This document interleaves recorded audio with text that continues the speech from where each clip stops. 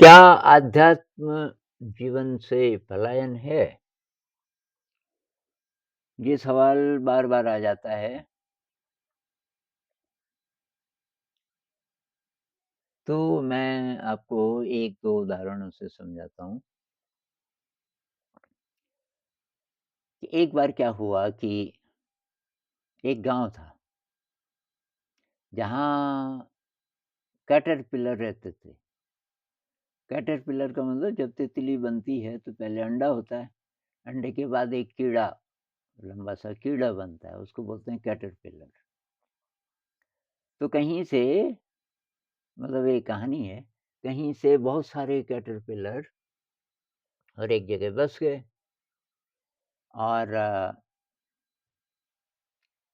तब उनके वहाँ पूरे नियम कानून थे कि भई कैसे-कैसे रहना है और क्या-क्या खाना है इत्यादि, इत्यादि और एक समाज बन गया मतलब उसके समाज के पूरे नियम वगैरह-वगैरह। तो सारे ज़मीन पे रेंग के चलते थे। तो एक बार एक कैटरपिलर को कहीं से पता चला कि तितली बना जा सकता है। अगर कैटरपिलर थोड़ा पराक्रम करे, थोड़ा तपस्या करे और कोकून बना सके।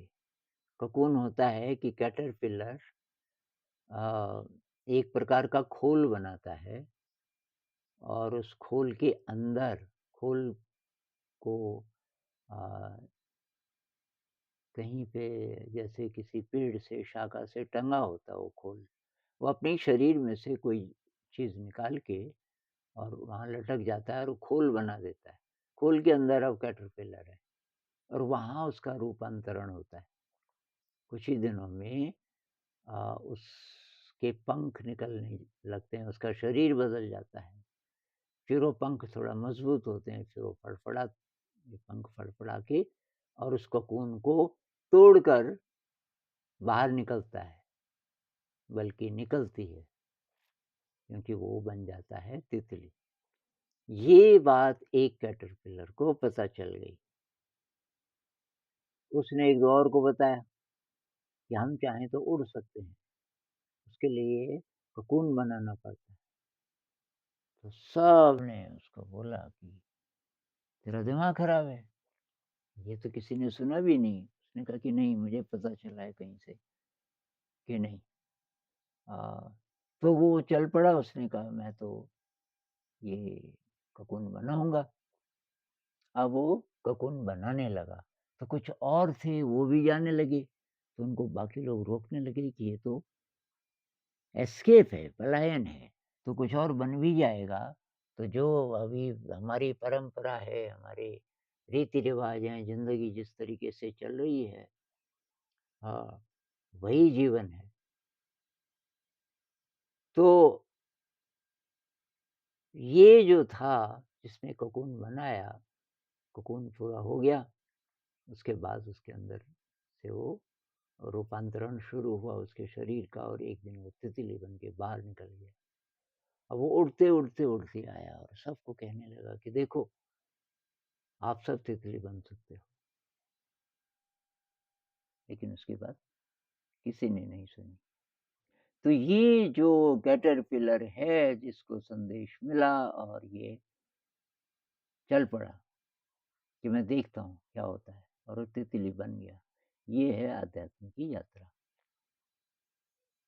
ये बहुत सारे कमेंट में बोलते हैं ना, कई बार ये कमेंट आ चुका है पिछले 7-8 महीनों में कई-कई जगह से, ये एस्केप है, ये पलायन है, ये कवर अप है। तो ये सारे वो लोग हैं जिन्होंने एक्सपेरिमेंट नहीं किया कुछ। तो वो सोचते हैं कि रियल लाइफ़ ये है। ये 10 से 5 की नौकरी और ये बाहर की जो ज़िंदगी है और जिस तरीके से हम जीते हैं अ, नौकरी करके घर आए, थोड़ा-सा टीवी देखा, खाना खाया, सो गए। सुबह उठे फिर ये जो बाहर की ज़िंदगी है, जिनके पास पैसा है तो कभी-कभी क्लब में चले गए, कभी पार्टी कर दी कभी थोड़ा दारू-दूरू पी ली इत्यादि। और जो ज़रा विद्यार्थी हैं, कॉम्पिटिटिव एग्ज़ाम की तैयारी कर रहे हैं, स्ट्रेस है बहुत ज़्यादा परेशानी है, सब लोग धकेल रहे हैं, माता-पिता भी, सिस्टम भी कि वहाँ निकलना है आगे। ये सब कैटरपिलर की ज़िंदगी है, सब ज़मीनी ज़मीन की ज़िंदगी है। और तितली बनने का ये मतलब नहीं है कि अब आप ऑफ़िस नहीं जाओगे, अब आप परिवार में नहीं रहोगे, अब आप तैयारी नहीं करोगे परीक्षाओं की, ये नहीं है। लेकिन आपको अपने अंदर की किसी और शक्ति का पता चल जाएगा। शक्ति का कोई बहुत बड़ा सोर्स साइकोलॉजी में सबकॉन्शियस, अनकॉन्शियस कह लो चाहे, लेकिन ये शब्द काफ़ी नहीं है। सबकॉन्शियस, अनकॉन्शियस एक्चुअली बहुत लिमिटेड शब्द हैं। ये जो आध्यात्म की यात्रा है और ये रूपांतरण है। आपका शरीर बाहर से वैसे ही नज़र आता है, लेकिन आपके अंदर के जो सिस्टम्स हैं, वो सब बदल जाते हैं। आपका नर्वस सिस्टम, आपका इम्यून सिस्टम, ये सारे जो सटल अ, सिस्टम्स हैं हमारे अंदर के, वो सब बदल जाते हैं और ये आसान नहीं है। ये ककून बनाना आसान नहीं है। ककून बना के उस अंधेरे में तो किसी को डाउट भी आ सकता है, मैं कहाँ गया? तो जिसका दृढ़ निश्चय होगा और जो ठान ही ले, क्योंकि आसान नहीं है ना, आसान नहीं है। गालिब साहब कहते हैं, "ये इश्क नहीं आसान, बस इतना समझ लीजिए, एक आग का दरिया है और डूबते जाना है।" ऐसे भी क्षण आते हैं। उसका तो इश्क का पता नहीं क्या मतलब होगा, लेकिन ये जो ध्यान की यात्रा है, आध्यात्मिक यात्रा है, इसमें भी ऐसे समय आएँगे कि आप घबरा गए, तो आपके लिए नहीं है। और कबीर साहब कहते हैं, "जिन ढूँढा तिन पाइया, गहरे पानी बैठ।"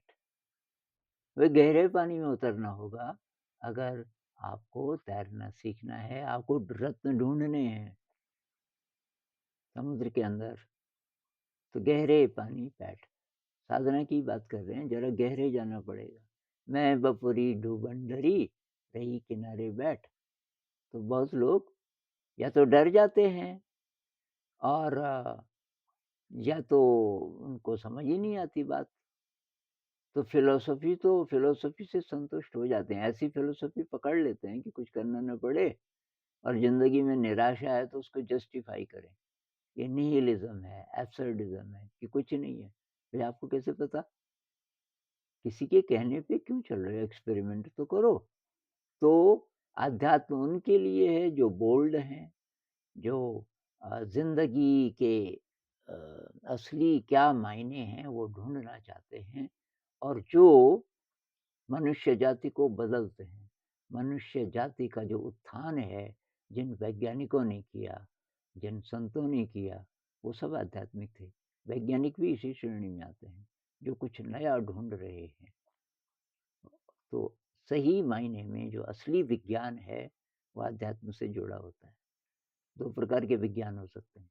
एक तो ये कि आपने कुछ नई इन्वेंशन कर ली, लेकिन अ, आपकी असली आध्यात्म की यात्रा नहीं है, तो वो डिस्ट्रक्टिव हो सकता है वो विज्ञान। लेकिन आध्यात्म की यात्रा भी है, तो विज्ञान फिर कल्याण ही करेगा। तो उस प्रकार का विज्ञान भी आध्यात्मिक है।